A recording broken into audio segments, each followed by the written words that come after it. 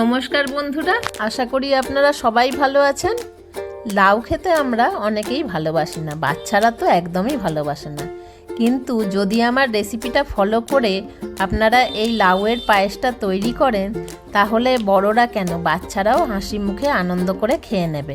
By the way, আমি রূপা, আপনারা দেখছেন রূপার হেলদি হেসেল। Let's start. লাউটা গ্রেটারে গ্রেট করে নিয়েছি।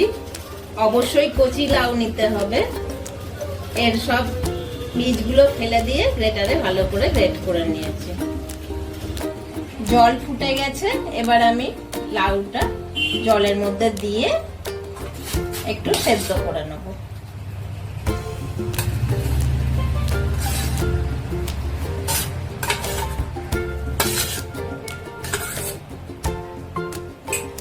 সেদ্ধ করার পরে আমি একটা ঝাঁঝরি বাটিতে লাউটা ঢেলে নিয়েছি, নিয়ে চেপে চেপে এর জলটা বের করে নিচ্ছি।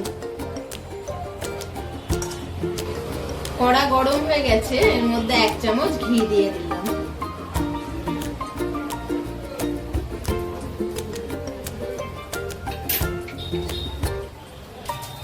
দিচ্ছি একটা তেজপাতা আর 3টে ছোট এলাচ ফাটিয়ে রাখা আছে।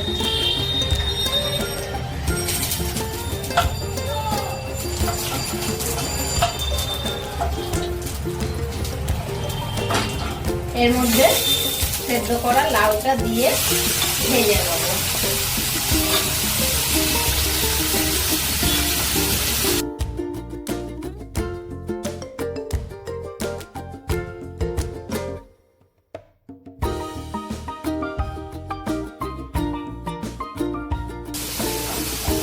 লাউটা আমার হালকা করে ভেজে নেওয়া হয়ে গেছে। এবার এর মধ্যে অ্যাড করব আমি 1 কেজি মতো দুধ, যেটা আগে থাকতে একটু মেরে রেখেছি।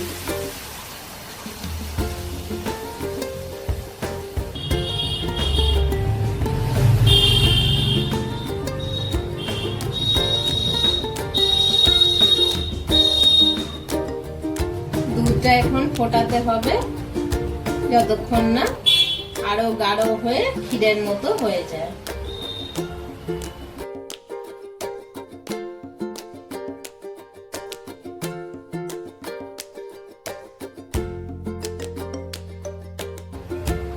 দুধটা ফুটে ফুটে অনেকটা কমে গেছে।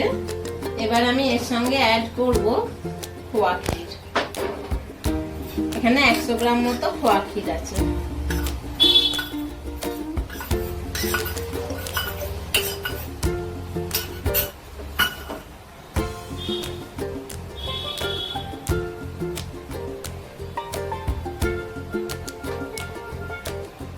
আবার ভালো করে ফোটাতে হবে, দিয়ে আরো ক্ষীরের মতো করতে হবে দুধটাকে।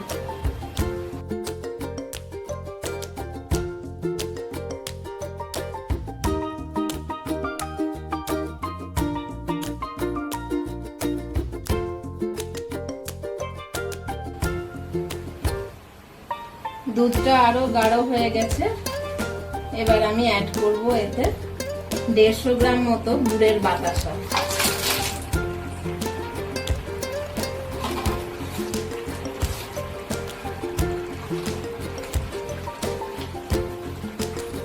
গুড়ের বাতাসা দিলে পায়েসের কালারটাও যেমনি সুন্দর হয় আর পায়েসের ঘনত্বটাও বাড়ে।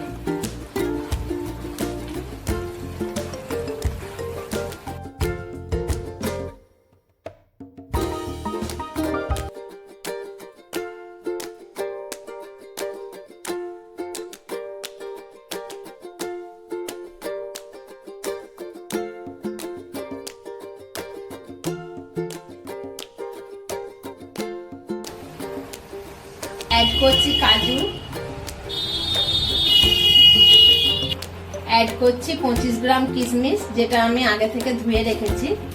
কিশমিশটা লাস্টে দেওয়াই দরকার, তা নাহলে দুধটা কেটে যাওয়ার সম্ভাবনা থাকে।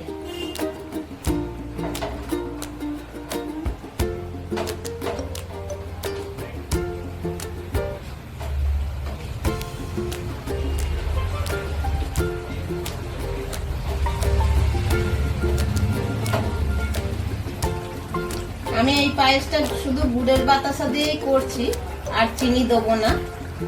যে পরিমাণ বাতাসা আমি দিয়েছি এতে মিষ্টি হয়ে যাবে।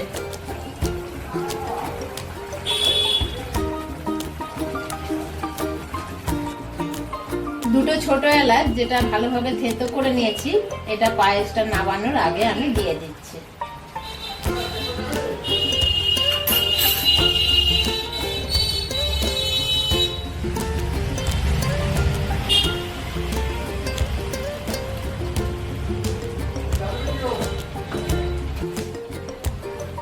আমার লাউয়ের পায়েস তৈরি হয়ে গেছে। রেসিপিটা কেমন লাগলো অবশ্যই জানাবেন কমেন্টের মাধ্যমে। আর আমার চ্যানেলটা লাইক, শেয়ার ও সাবস্ক্রাইব করতে একদম ভুলবেন না। Thank you.